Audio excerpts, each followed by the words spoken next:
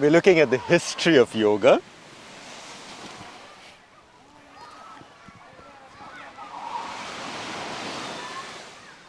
The history of yoga begins when man first starts to question his place in the cosmos. Who am I? In previous videos, we've looked at the role of AdiYogi, of Krishna, of Buddha. And now it's time for us to look at Patanjali. Patanjali is that unique spiritual master who's completely process-driven. Generally, spiritual masters tend to be poetic. They talk about love. With Patanjali, he gives process. It is the step-by-step process that he has laid out from yama, niyama, asana, pranayam, pratyahar, dharana, dhyan, samadhi that has ensured that the way we look, practice and aspire in yoga today is exactly the way it was 2400 years ago in his time. Yes, the intent may have changed a little bit, but the tradition is still alive and thriving. The whole world practices yoga today, and India seems to be a place that motivates people to be on this journey. Now, what we want to understand is what is Patanjali's unique contribution to yoga.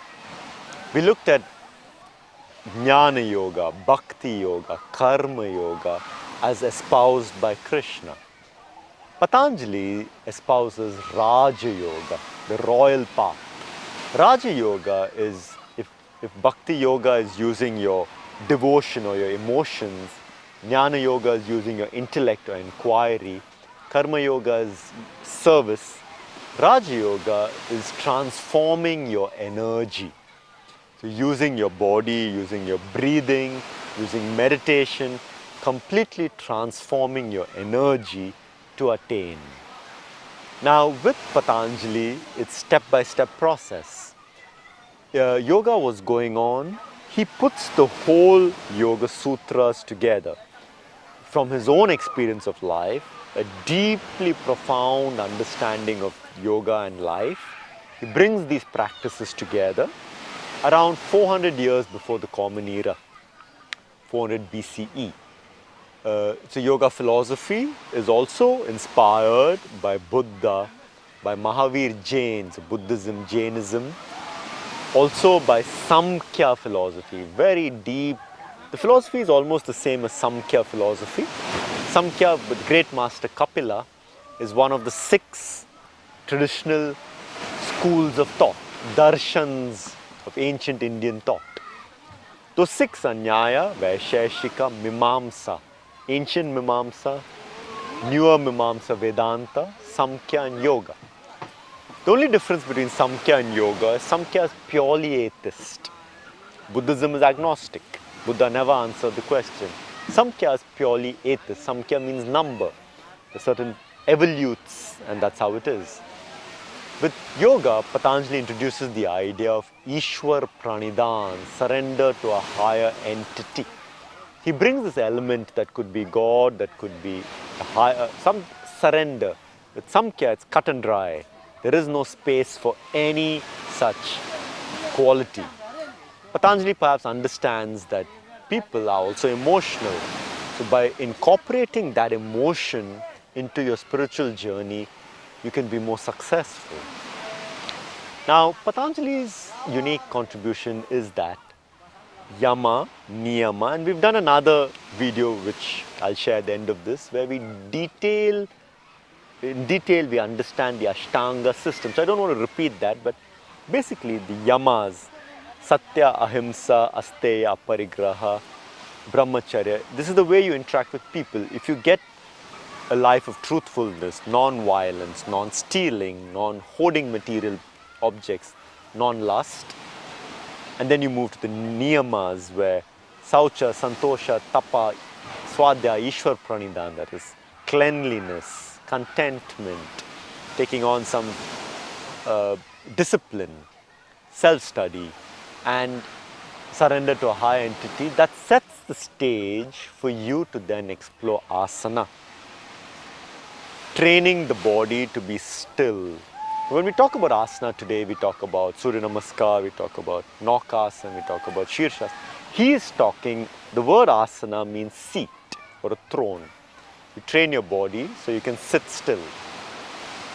Then comes pranayama, expanding the life energy through breathing practices. Then comes sense withdrawal. You've found so much beauty within that you want to stay, you want to understand the intelligence that's operating within you. You want to look and understand the divine, so to speak, the intelligence that's operating within you.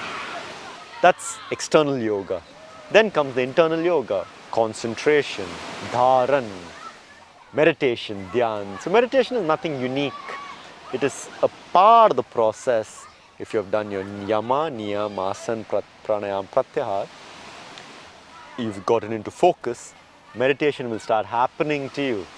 You don't have to do anything unique. You cannot go for a weekend course and do meditation. No. You have to set your life in order, and then meditation is your nature. Whatever you do becomes meditative once you've set your life in order. You've understood who you are. You've understood the nature of your mind. Meditation then begins to happen. And then samadhi, or a dissolution of sense of self.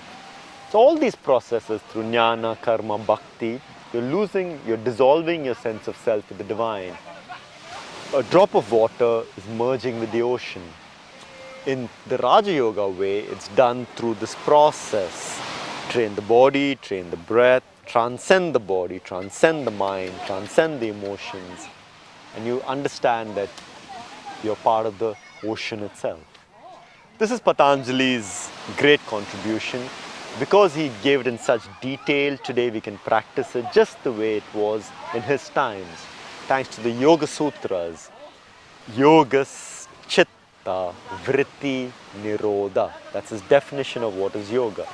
Yoga, Chitta is consciousness, Vritti patterns, Nirodha cessation. Yoga is the cessation, the stopping of patterns of consciousness. All our behavior is in certain patterns. Because something happened to me in childhood, I react like this to somebody. I react to a certain situation, maybe an insecurity, maybe a jealousy, whatever it is. But once I understand that pattern, it drops. Once I understand that pattern, there is some distance between me and my mind. It's very important. Like you know that your body feels hungry every 6 hours, that's a pattern of the body.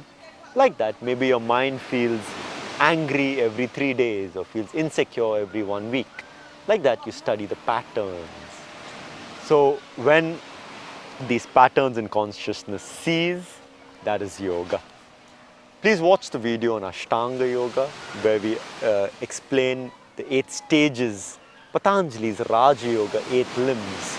Also the video on the definition, Atha Yoga Anushasanam, and second, Yogas Chitta Vritti Nirodha. I've done an entire video explaining what that means at depth and also what happens in the mind. Let's spend a little bit of time. For us in the 21st Century Yoga Project, it's important to understand what the masters are saying and to see whether it's relevant in our day-to-day life. Can I transform my body, mind and energy in the way described by Patanjali? Can I have the honesty to do that and to see whether it works? Please do share your insights, whether all these work for you or no, how you're adapting, how you're studying and establishing Raj Yoga in your own life. Let's take a minute just meditating to see this beautiful definition of yoga, Yogas Chitta Vritti Nirodha. If you haven't, please do subscribe and see the videos on AdiYogi, Krishna, Buddha and now Patanjali. The other videos on Patanjali Yoga Sutras. And in the coming videos, we're going to be looking at modern yoga from Swami Vivekananda, Shivananda, Paramahamsa Yogananda, T. Krishnamacharya, BKS Iyengar, Jois, all the modern masters all the way up to Sadhguru. Thank you for joining me and see you soon. Namaste.